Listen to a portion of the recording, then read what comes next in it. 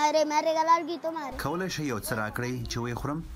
دغه کوچنی ماشوم په کاراکاس کې د یو سوپرمارکیټ مخې ته هر ورځ ولاړ وي. په کور کې هیڅ خواړه نشته چې ویې خورو. پلار مو له موږ سره نه اوسېږي او مور مې ړنده ده.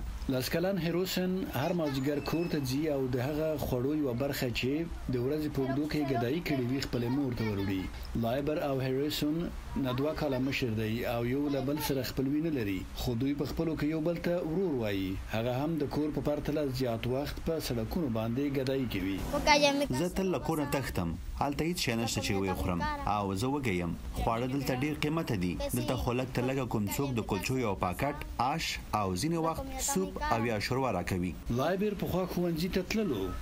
زه اوس ښوونځي ته نه ځم، دا ځکه چې زه د ښوونځي یونیفورم او کتابچې نه لرم. دا دواړه ماشومان د نورو هغو ماشومان او تنکیو ځوانانو سره چې د سړک په سر ژوند کوي د کاراکاس په ختیځ کې په یوه ورانه شوې کازینو کې ژوند کوي او په دغه غازي منقل باندې چې په لاس جوړ شوی دی د خوړو په پخولو کې ترېنه ګټه اخلي. پولیس وایي چې غریبي او سخته لوږه د کورنۍ اړیکې له منځه وړلی شي.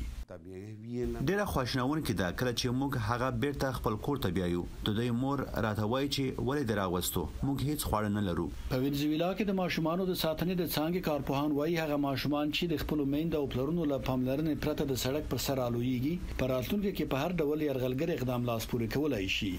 لاس کاله مخکې د وینزویلا حکومت د کمایه د ماشومانو لپاره یو ځانګړی پروګرام پیل کړی و. مقامات وایي چې د پروګرام له نږدې 4 میلیونه ماشومانو سره مرسته وکړي چې خواړه ترلاسه کړي او ښوونځي ته ولاړ شي.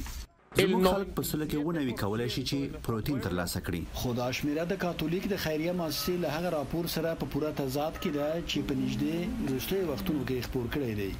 دا مؤسسه وایي چې په وینزویلا کې په سلو کې 25 ماشومان په سوء تغذیه یا خوارځواکۍ باندې اخته دي. غورځنګ د امریکا غږ آشنا تلویزیون، واشنگټن.